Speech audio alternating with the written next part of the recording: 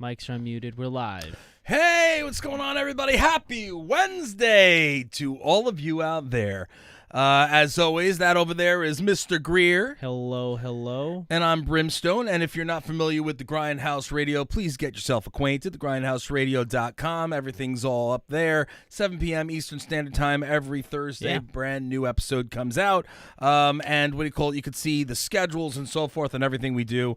That being said, this is a show we like to call Truly Inconsequential. Yes. So, you know what people may or may not know, if you do follow GHR, you know that Greer and I have some epic debates. Yes. And to say the least. to say the very least. And what do you call it? In terms of Truly Inconsequential, what we do is we argue that, you know, not all characters are created equal. And we debate on, you know, which characters are really zeros and which ones should technically be heroes in front of a live audience, which is you. Yeah. So if you guys are on, or if you see us coming on 2 p.m. Eastern Standard Time every single Wednesday, we want you to join us. We want you to be involved. You are part of the conversation. Yep. Now, that being said, today it'll be determined in real time who will remain inconsequential, who may be liberated back into the heroes category. We're arguing Miss Yvonne from Pee-wee's Playhouse, as well as Chunk from the Goonies. Yes. Now, the question here is, do you think Miss Yvonne lost her southern charm, or do you think Chunk's Baby Ruth is happy to see her?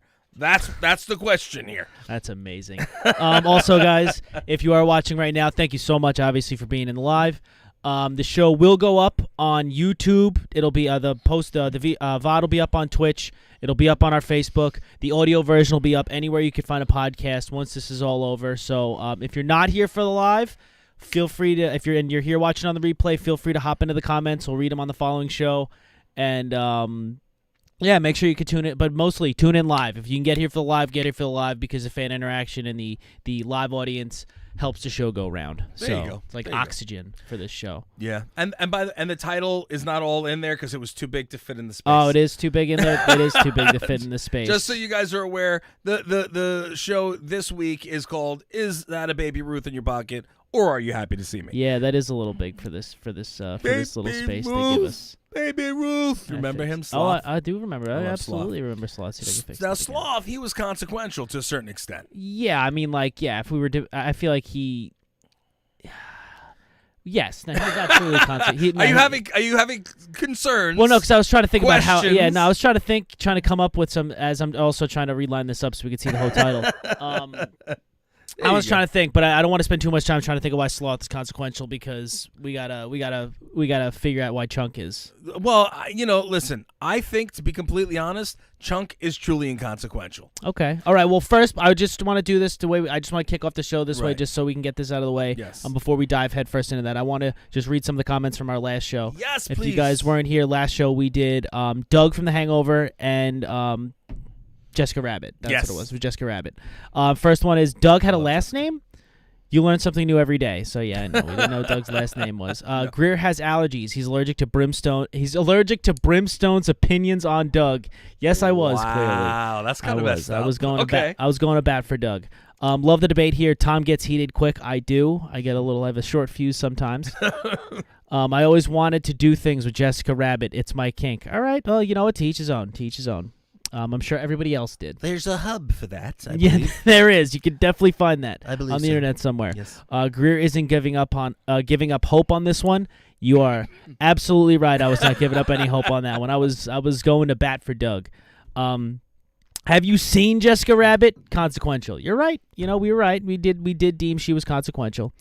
Jessica was way more consequential than Doug. Exactly, I get that. Who is Doug? Exactly, because they didn't know who Doug was. Right. Even though he was the whole point of the movie, but that was last week. The baby was more consequential than Doug. Tiger trumps Doug. Screw Doug. Well, wow. No love for Doug. No love for Doug. Nobody loved Doug. No love for Dougie. What's going on, Sandra? Welcome. I know Goonies is a great movie. Earplug. Welcome to the stream. Yes, sup boys. I like that. Sup boys. He's just tipping his hat, kind of like country style. Yeah. Sup, how you doing? Hell you know yeah. what I mean? So, what do you call it? As we were talking, we started saying about Chunk. Now, listen, again, let's just take a complete circle here to go to the beginning and say, hey, I do love all the characters that, for the most part, that we do discuss on the show. And if I don't, I will vehemently tell you how much I don't. But for the most part, I do love the characters that we have on the show. It's just, do they really need to have been there, and are they really consequential or not? So don't take any offense to me saying that Chunk was inconsequential. Yeah. There's only one It's thing. It's a wrong statement, but. One thing listen, we'll debate that. One moment in the entire movie do I feel that there was any kind of credibility whatsoever. One moment. Okay. I mean, look, we wouldn't have the truffle shuffle. Who cares? You know what I'm saying? If the truffle shuffle didn't happen, it wouldn't have made a difference. Like, nobody would have cared. You know what I mean? They just made him the funny fat kid, which back then was okay. Yeah. You know what I mean? It's not so much as much now because of everything that's going on in the world. Which is unfortunate. I Right. know. I know. Protecting people's body image is a thing, but the funny fat kid was always the funny person in the movie. Yeah, well, what's his face changed his whole career because of it. Ask me about your wiener. Oh, Jonah Hill. Yeah, Jonah Yeah, Hill. Jonah Hill. Now, so you are vehemently on Chunk is inconsequential, doesn't have anything to add to the movie? adding to the movie and being consequential are two different things. What do you mean? Because inconsequential would mean you're inconsequential to the story. You take him out, he means nothing. He didn't have any value to the movie. Simply because no value to the movie is inconsequential means if you took him out, it would mean nothing. Doesn't mean another character couldn't have done the same things that he did. You know what I mean? Anybody could have gotten captured. Yeah, but the thing is, when we have these conversations, I don't like to look at it from a sense of any other one of the characters could have done that. I'm looking at it from a sense of if you took that character out, right, and you just took him out, you didn't have another character that's in the movie do that. You literally just removed him from the movie. Would it affect the scope of the movie? I think it would, because you wouldn't have him get captured. You wouldn't have he wouldn't be taking the attention for the Fratellis. Sloth would not be friends, would not be cool with the Goonies, because it's Chunk and him that have the first interaction together. But if I'm not mistaken, Sloth had an issue with his family. Sloth was mad that that the Fratellis treated him like such garbage. He was treated like garbage. Yeah. So whether Chunk found him or not, he still hated the rest of his family. But he may not have necessarily helped Chunk and his friends, because Maybe that's his family, that's his interaction with people. He may have just lost his mind and wanted to take down everybody because he didn't have a friend. He had nobody close to him. He got close to Chunk. Chunk became his friend and was the one that he wanted to help and save. Perhaps. I mean, the one redeeming moment, as mentioned, is where he came in and, "Hey, you guys," and he came flying in and saved the day. But that was Sloth who saved the day. It wasn't Chunk. But the reason it could have been anybody. The reason Sloth saved the day was because he befriended. It was because he befriended Chunk. Okay, that's why. And Chunk also, he's consequential to the movie because he's that. Because the funny fat kid is important. Like other than that, there was really no comedic relief to the movie. Mouth, okay, but I mean, like, you need the goofy, doofy, like, funny fat Asian kid, Data.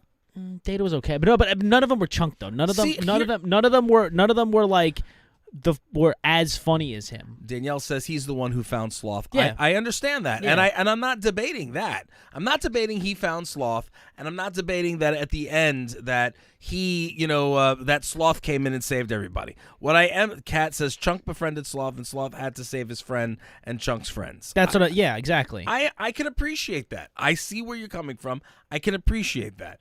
But, when you're looking at each of the other characters in the movie, they all have a redeeming value in the actual the film itself. You know what I mean? You've got the main characters. What's his name? Oh my God, I can't believe I forgot Sean Astin's name in the film. Anybody? Brian Little. Hello. Good afternoon, my friends. How you doing? What was his name again? Sean Astin's character? Mikey. Mikey, that's right. So Mikey, he's the one who had the grand idea. He had the reason. We want to save our town. We want to go after this treasure.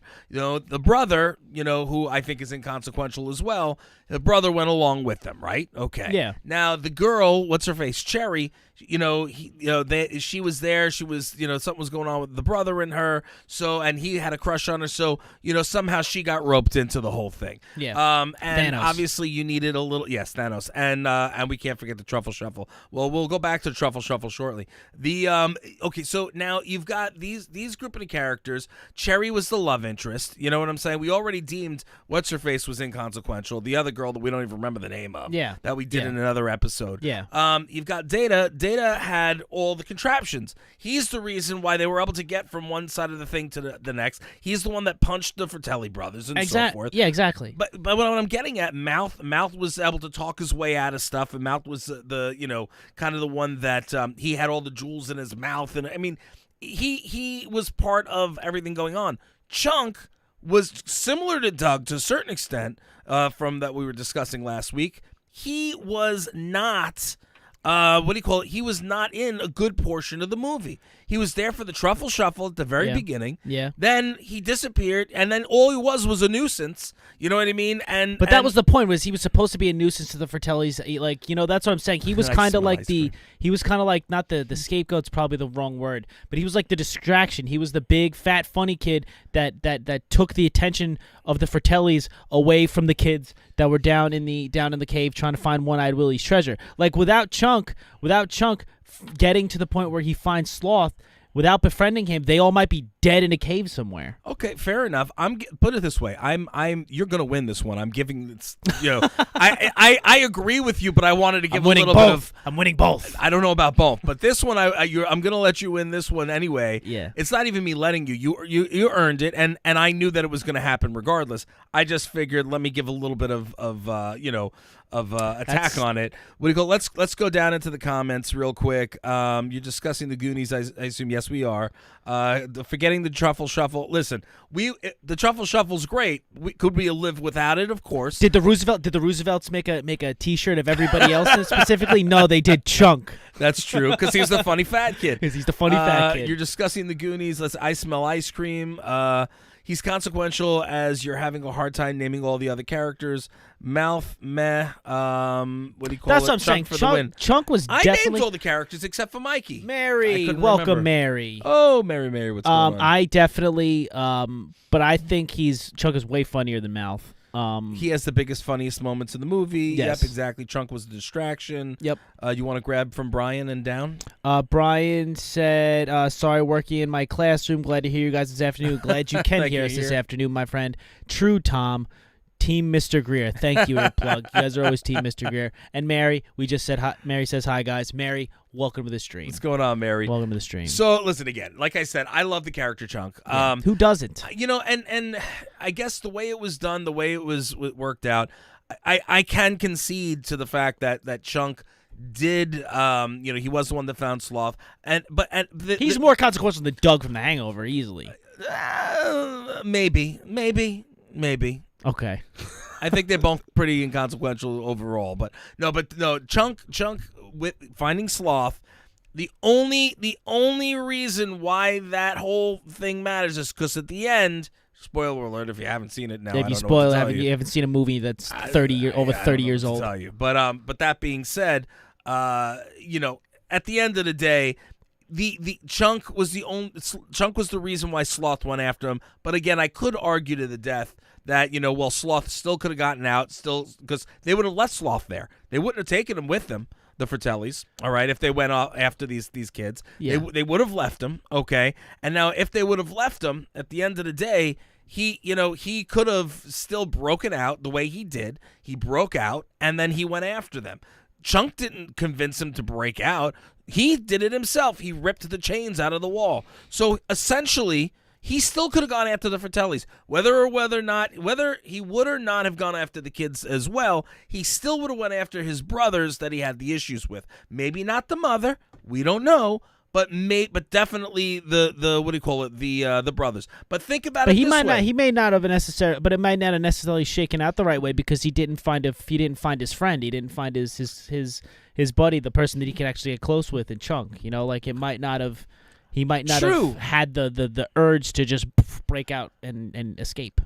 Well, Because that's all he knew. Like to our knowledge, all that Sloth knew was his life down, chained up to a chair with a TV on, just getting a Baby Ruth every once in a while. if I'm not mistaken, he ripped the chains out because they were scared of each other. They were screaming at each other. All that crap. You don't remember that? And that's when he ripped it out. So if they didn't have that interaction, he may not have, because that's literally all he knew. He literally just knew sitting in this chair watching TV. That was his life. You know, yeah, it probably sucked for him and he was probably freaking out. Fair enough. But he wouldn't, without Chunk, he would never have freaked out and hulked out of the chair. Maybe not. He had the power to do so. If nobody came around, maybe he would have had to go after people. Let's go to the comments real quick, and then we're going to get off Chunk because I do agree with you. I wanted to have a good conversation about it. Let's see. You want to take it from Kat? Kat says, "Love you, Brim, but gotta side with Tom on this one." Thank you, Kat. Much appreciated. Mary says, "Still at work." Mary, do your thing at work. Thank you for having us on while you're out there working.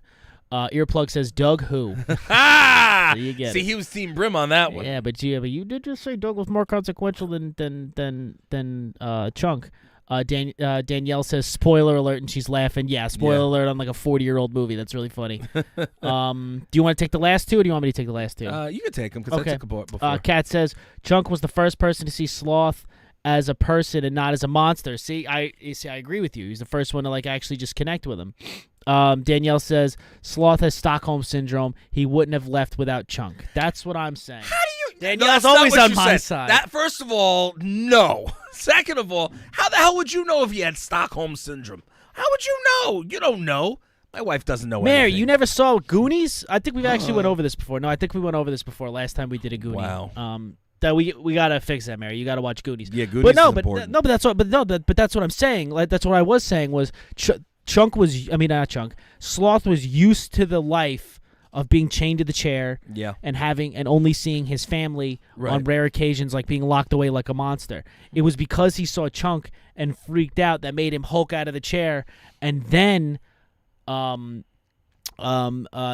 being able to humanize him makes him befriend him and want to help him, and then subsequently helping his friends. I'm gonna concede on this one simply because I do agree with you to begin with. You knew that, yeah. But we wanted to put on a little bit of a debate, and I did have some questions. It was a little questionable, Yeah. But you know, and it's funny because nobody likes Doug. It's hilarious. Like even though you won that round. Nobody likes the Doug. character. No, well, Nobody likes Doug. No, because again, in the grand scheme, like we said last week, like I admitted last week, in the grand scheme of things, of all the characters in The Hangover, the least popular one's going to be Doug because he's not even in the movie for the longest part. What about Doug and the Croods? Do you think he's consequential? In the Croods, I never saw the Croods. Oh, shame on you! You need to watch that. Yeah, it's on Netflix. I think me and Kim were looking at it recently. Sloth just wanted his mom to love him, and she never would. Where did it go? Chunk gave him the love he craved. Poor Sloth. Yeah. Let's see. Doug is absolutely inconsequential to the movie. See, that's what I'm talking about. Team Brimstone. Woo! That's what I'm talking about. And then Sandra says Tom is totally right with Chunk. Thank you, Sandra. I side with Greer. I'm siding with Greer on that. Okay, let's move on to the next contestant on the Price is Inconsequential. Just want to do a quick thing. Just want to say, if anybody is is watching right now, hasn't hopped in the comments, feel free to hop in the comments. We want to hear all about your opinions on some of these characters. Yes. They are equally as important as ours. Absolutely, and we will read them. So please drop them below. Now, Miss Yvonne. Miss Yvonne. What's your take? Miss Yvonne is not a piece of furniture that can speak. She is totally inconsequential to Pee-wee and the whole Playhouse. Okay, I think you're absolutely wrong. I think that she was absolutely consequential to the Playhouse. As much as the character may have been irritating and annoying, she was the love interest of everybody in the town. She was the hooey of the town. The Pee-wee himself was the only one who really wasn't interested in getting with Miss Yvonne. You know what I'm saying? Yeah, but that's the thing though. Like the whole show is just about Pee-wee and his crazy adventures, going around the Playhouse, saying secret words, doing the stupid like telephone cup thing. You know, like it was all Pee-wee's hijinks in that Playhouse. Like if you yanked Miss Yvonne out, okay, you still have Cowboy Curtis coming in to hang out. You still have the King of Cartoons, who, even though he wasn't in it as much as Miss Yvonne, was more important than Miss Yvonne because he introduced these awesome cartoons that would get played. Okay. Miss Yvonne just showed up and just tried to flirt with Pee-wee a little bit, and Pee-wee's a 9-year-old on the inside and wouldn't have any of it. Not Paul Rubens, though. Not that Paul being Rubens. said, but now here we go. In terms of you just said Cowboy Curtis and so forth. Well, when Cowboy Curtis was there or Cowboy Curtis came in and Miss Yvonne was in there, everything was about Miss Yvonne, not even Pee-wee. The whole world changed. You know what I'm saying? Okay. Everybody's like, well, hello, Miss Yvonne. You know what I mean? Yeah, but I mean, like, if he took Miss Yvonne out, yeah, of course. I mean, but I feel like a love interest in that show isn't that as big as some of the other ones. Like, if you took Miss Yvonne out, you would still have. I feel like you would still have the same show. Like, would it be all that different if you yanked Miss Yvonne from Pee-wee's Playhouse? No, I don't think so. I think you still have the same hijinks that Pee-wee's going to be getting into around the Playhouse and around, jumping into magic screens. And fair enough, but at the end of the day, then that would mean that everything in Pee-wee's Playhouse is inconsequential, including Cherry, including everything else. But they're a part Just of the 'cause Playhouse. because he's a magical character. I mean, But and I love Cherry. Don't get me wrong. I think Cherry's consequential, but Miss Yvonne, I do believe, is a consequential character. There's because she's a memorable character. Let's take some of these comments first. Let's go down here. Where are we? Go ahead. Brian says, so when are you two go-kart racing? Hashtag Team Kim, hashtag Bowser. So this is a little behind the scenes. I was on with Today with DW, the sports edition with Herb yesterday. We were talking about going up there to go-karting because they have a place, Adventure Family Fun Center, that does go-karting. And we were talking about that.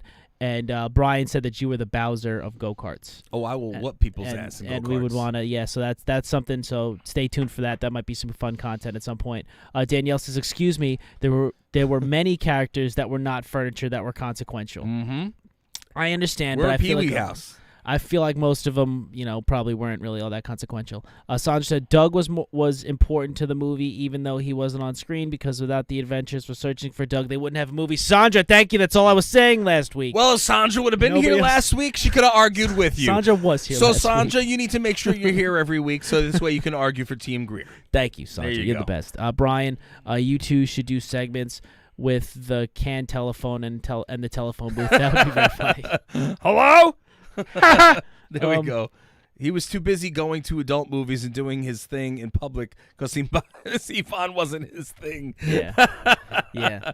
But I agree with Brim on this one. Let's see. You could get 1 billion subscriptions. Yeah, if we sat there with the phone, with the thing like this. That would be hilarious, That actually. would be actually very We funny. should do something like that. Kat says, I loved her on the show, and I'm Team Brim on this one. She was the most beautiful woman in all of Puppetland. I understand that she was the most beautiful woman in all of Puppetland, but I just don't feel like I feel like if you took Miss Yvonne from Pee-wee's Playhouse, they're still getting into all the same hijinks. Pee-wee's still getting into the same stuff that he would have gotten into anyway. Mr. Greer, you're gonna lose on this one. No, I don't. Sandra, totally Team Greer on this one. I don't remember her, so I'm guessing she wasn't important enough for me to remember her. Bam. Listen, Sandra, just because I told you you should tune in every week to be with Team Greer doesn't mean you have to come out and be like the that. Best. Sandra's the best. No, that's what I mean. Like, of all the characters in Pee-wee's Playhouse, I would say that Miss Yvonne is the least consequential. And then if I'm pitting, and then at some point if I have to pit, if we're doing a consequential and inconsequential, Chunk is way more consequential to the Goonies than Miss Yvonne is. Hold on, to we're not Pee-wee's up to Playhouse. that yet. Hold on, we're still debating here. Hold Okay. on 1 second. Now you're speeding up and you're going too fast. Let's back up here, Junior. All right, first and foremost, hold on. Kat had said something about buttering the popcorn. He was too busy buttering popcorn. That's kind of funny and messed up. Miss Yvonne was way better than Miss Renee. True. What about the nosy neighbor, the one that the real big woman who came in like, I know what you're doing in here, Pee-wee. Like she was like the Frances of the TV show. Yeah. Like she was inconsequential because she was never really around. Nobody cared when she came. Yeah. Or what about that little dangling character? The little, I forget what his name. But yeah, no, But these are characters that are more inconsequential than she is. She was dubbed the most beautiful lady. yeah, but I would in the argue land. that the anybody that inhabited the Playhouse is more consequential than Miss Yvonne because it's Pee-wee's Playhouse. The whole focus of the show is Pee-wee showing up to the Playhouse and interacting with everybody that lives in said Playhouse. Mary says didn't like Pee-wee's Playhouse. We are striking out with Mary today. Yeah, I know. I'm sorry, Mary. This was not your episode. Brian, I know you up, but what am I? I love that. Sandra says, when you're watching a show with talking furniture, people come in second. That's what I'm saying. Like, no! I think Randy, that's right. Sorry. Yeah, I didn't know that. Thank you, Brian. I totally forgot about that. But Mary, anyway, thank you for being here still. I'm saying I agree with her. It's called Pee-wee's Playhouse. The whole show is them showing up, interacting with everybody in the Playhouse. So the human characters are less consequential than the non-human characters. So Miss Yvonne being a human means she's inconsequential. You're really pulling here. I'm reaching. You're really reaching. You're reaching. Out of all of the characters in terms of external characters, Flory's a part of the Playhouse, Danielle. She says Flory is less consequential than Miss Yvonne. He's part of the Playhouse. Flory is actually the foundation of the Playhouse. Without Flory, they're falling through it. No, because there would be dirt under there or concrete. That would be called concrete dirty or dirty. Dirty. My name is Foundation. There you go. I am the foundation. Okay, look, in the terms of the external people, Cowboy Curtis was probably the top one externally from the Playhouse. Yeah. Then came King of Cartoons. Then came the Mailman. All right, the Mailman. I can't remember his name. Reba the Mail Lady. The Mail Lady. But wait, wasn't Phil on Phil? Oh no, Phil did Cowboy Curtis on the Broadway show. I saw that show. It was just want to say it's the only Broadway show I've ever seen. Yeah. It was amazing. It was literally the coolest thing because they literally just took the Pee-wee's Playhouse set and plopped it on a stage. It was amazing. So, but then right after that is Miss Yvonne.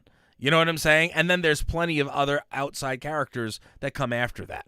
And Miss Yvonne is in like the top 3 or top 4. And that's debatable. You know what I mean? She could go higher. Okay, so she's in the top 3. So of the humans, she's not even the most important human that walks into the but she's still there. She's a bigger player than Doug.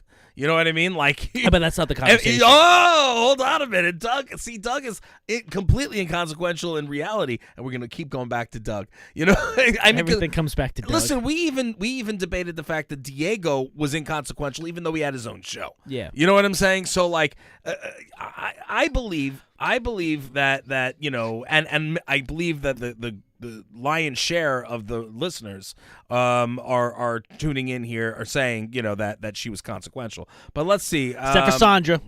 Except for Sandra. She's just mad at me because I came at her a little bit. I apologize. Let's see. Danielle says Tom is reaching. Randy, Flory is less consequential than Miss Yvonne. Oh, we did that. I'm rubber and you're glue. Brian, I liked the King of Cartoons. Loved the King of Cartoons.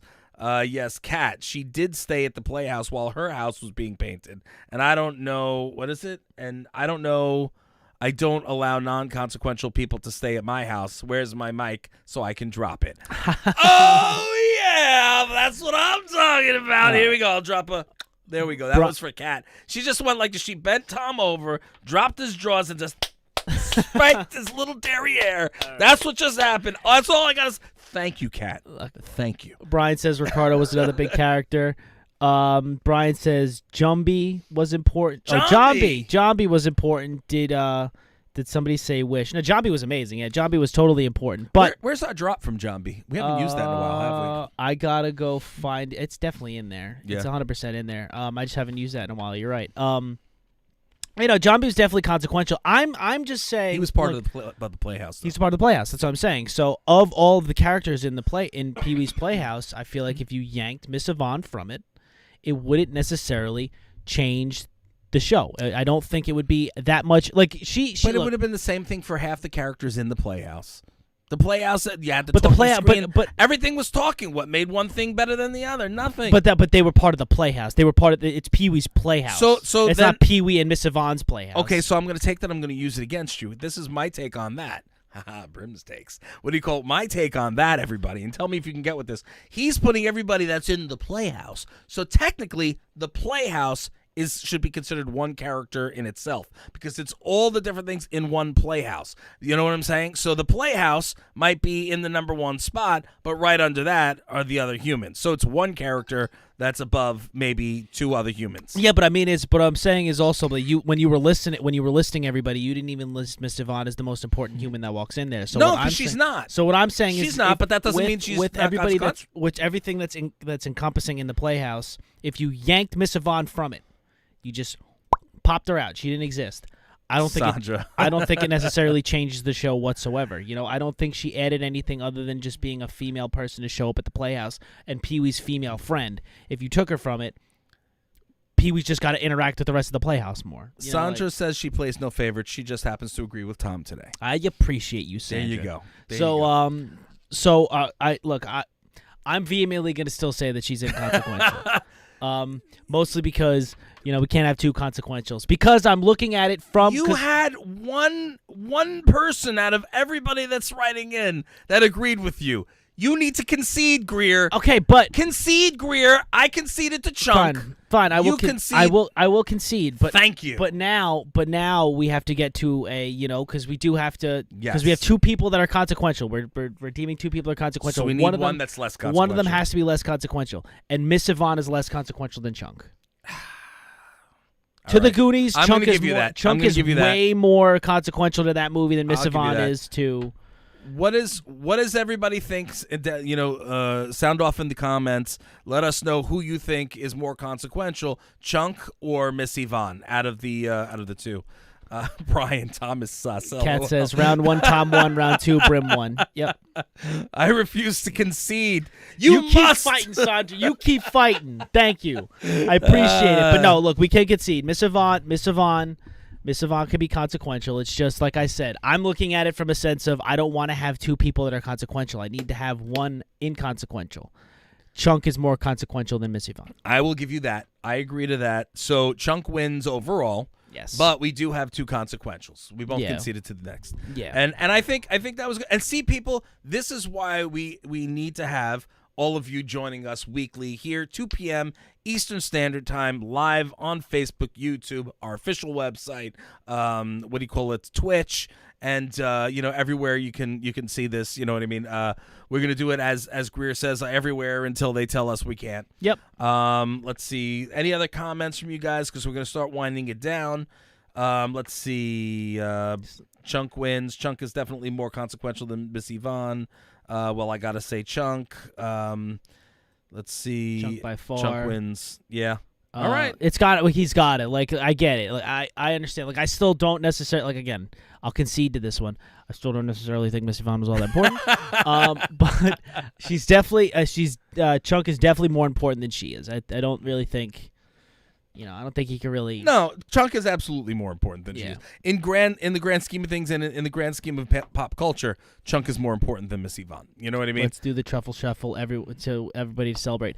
I think we might get booted off the internet if we did that. Yeah, Kat. I can't do it. That might happen. We might get canceled off of Twitch and YouTube. Yeah, I don't want to shake it. You know what I'm saying? I might shake the studio. Yeah. Too much. Although I did a little bit of it. You know what I mean? Yeah. So, anyway. This was fun. This was fun. This was a good show. This was a good one. Tom was kicked off the school debate team for saying screw you. Wow. You're getting eaten up today. Look, I'll take it. I'll take it. I'll take this one because, I didn't know. Look, I honestly didn't know that that Miss Yvonne was going to get such a big following. Miss Yvonne is a Funko Pop. We actually have it in the studio. Yes, we do. It's in the other room. We do. We have it in the studio.